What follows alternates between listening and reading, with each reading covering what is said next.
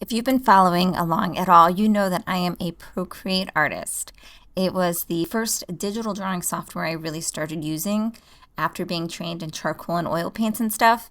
And I just really fell in love with it. It was so easy to use, and I loved how I could customize everything in it. And I've been pretty loyal to it ever since. But lately, I've been thinking, you know what? I kind of want to experiment with some different drawing programs to see what's out there. Mostly because people are always asking me to share with them tips and tricks about using digital drawing tools. And so I wanted to broaden my knowledge base into some other programs and how they function. But I also wanted to choose programs that were either free or were really low cost and that could work on different platforms because not everybody has an iPad. So one that I decided to try is Infinite Painter. And so today I'm going to share with you how that experiment went. What I did was I drew the same portrait in Procreate and I drew it in Infinite Painter. And my approach to this was to first open up the app, the Infinite Painter app, and to try to make a lot of the systems that I use in Procreate, find those in Infinite Painter. So for example, I use the same canvas size for all my pieces. So creating that canvas size, how do I create a canvas size? Will it stick? And so what I noticed with Infinite Painter in regards to canvas size was that you could very easily go ahead and make your own canvas size. But I had to re-enter it every time. So it doesn't really save it as a canvas, at least that I have not discovered yet. So again, let me throw that disclaimer in there. I'm new to that program, so maybe it can do these things and I haven't figured it out yet. But I know in Procreate, I definitely have my canvas saved. And so for every piece, I know exactly which canvas to go to. It has all my time-lapse settings, my DPI settings, and everything all entered in there. And I didn't figure out how to actually have it save my presets in Infinite Painter, but I was able to make my own canvas, which was awesome. So that was a really good thing that happened. Something else that was weird about working with Infinite Painter was the first time I tried to create my custom palette in Infinite Painter, the colors, even though I was using the hex keys, the colors were way off. And so that was really, really bizarre. Because at first I sat down and I literally copied over the hex numbers, the hex code for all of my palette colors between Procreate and Infinite Painter and saved them, but they were really dull and they didn't have quite as much energy as the ones in Procreate, which was really, really, really bizarre.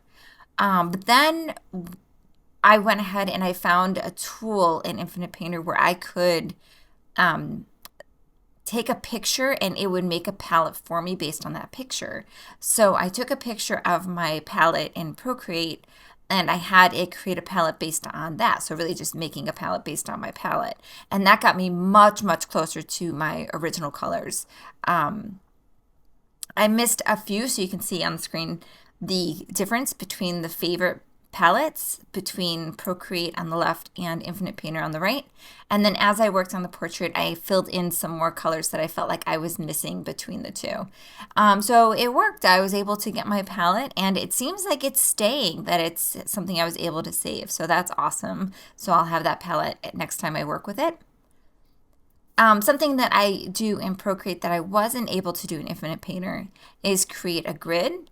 Because often in Procreate, I'll do a really large grid when doing my drawings from the photo to the canvas. And I couldn't figure out how to do that in Infinite Painter, but it wasn't really that big of a deal. I could always do a scribble grid, which is fun, or just freehand it, which is what I did here, is I just freehanded it. So that wasn't the end of the world or anything.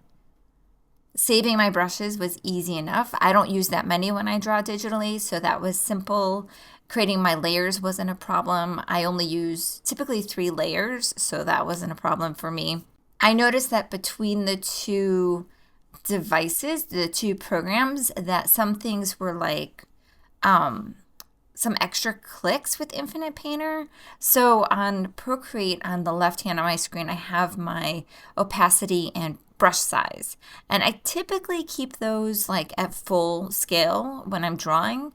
But sometimes with the eraser, with the smudge tool, I'm able to, I'll go ahead and adjust those so that like if I'm smudging my underpainting layer, I will make the brush really big and then I'll lower the opacity so it doesn't smudge too fast.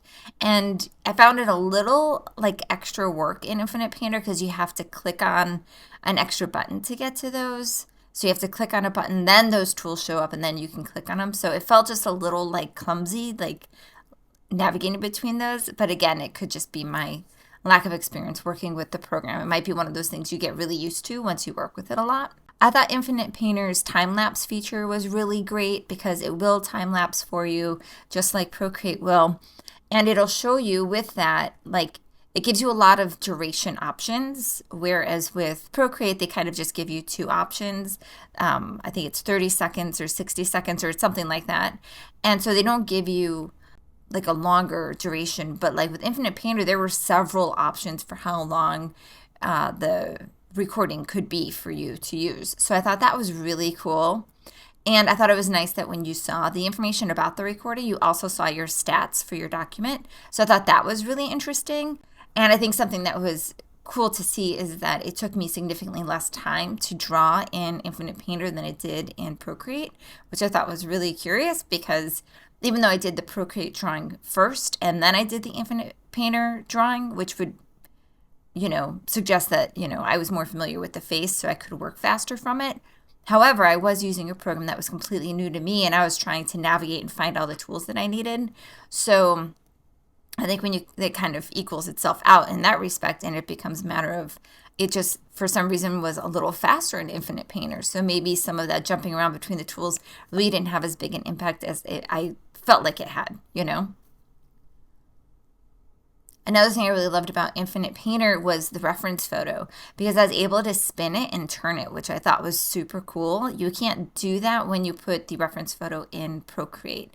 It's always standing straight up and down, and it's hard to zoom in and out of it. And I liked that with this one, I could make it really big and really small, and I could change the scale of it a lot and even make it teeny, teeny, tiny so that it was still on my canvas but not like in the way.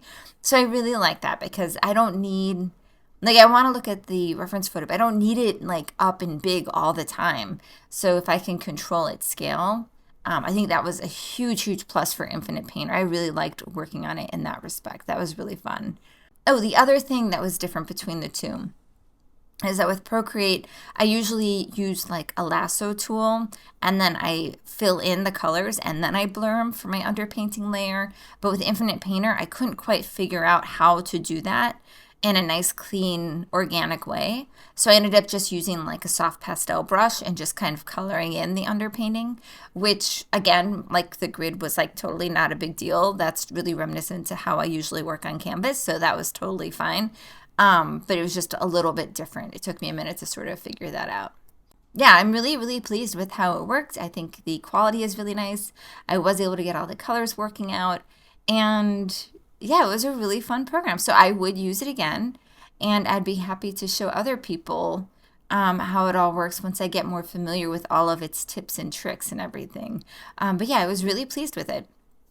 So coming up next, I'm going to be testing out Krita because my kid went to college and they left behind their drawing tablet that connects to the computer. It's an X Pen tablet, and so I've been using it as my computer monitor. And I would like to experiment with Krita so that I'm more familiar with a drawing program that, can be used on a tablet connected to the computer instead of a portable one. So yeah, so it's really fun to sort of try different techniques. It's really giving me a sense as to how to explain to other people how to set up their workspace and how to, enter a new program and then what to look for within it so that they can navigate more easily and it can feel like a really organic process. So I think this was a really fun exercise to do. I'm excited to try it, to go through it again with Krita and then keep using this program until I can figure out where all the different parts are. So yeah, so that was something that I did this week that was super duper fun. I hope you have a good one.